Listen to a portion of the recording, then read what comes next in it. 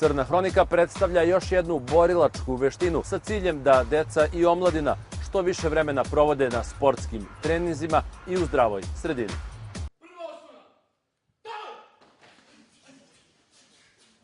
Tehnike samoodbrane koje su nekada koristile samo borbene formacije policije od pre nekoliko godina mogu da ih nauče i civili. Trener posebnog sistema Kyoku Shinjitsu kaže da je ova borilačka veština primenjivija na ulici i u opasnim situacijama u kojima se možemo zateći nego u sportskim salama.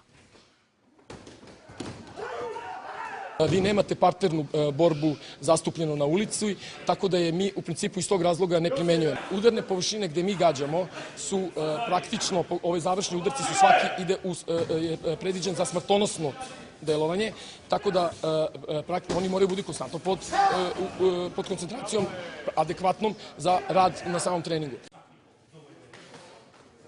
Da bi neko naučio kako da zada ove opasne i precizne udarce, potrebno je da redovno prati i etička predavanja u okviru treninga.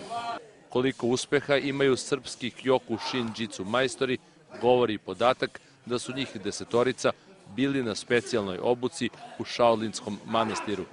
Ono što je bitno za ovaj sistem i što je specifično jeste da smo mi jedini zvanično na svetu priznati od strane Shaolinskog manastira, znači najveće institucije što se tiče veštine i kao takvi zavedeni u njihovom manastiru kao srpski šaolinski pravac Kyoku Shinjitsu Bujitsu-kan.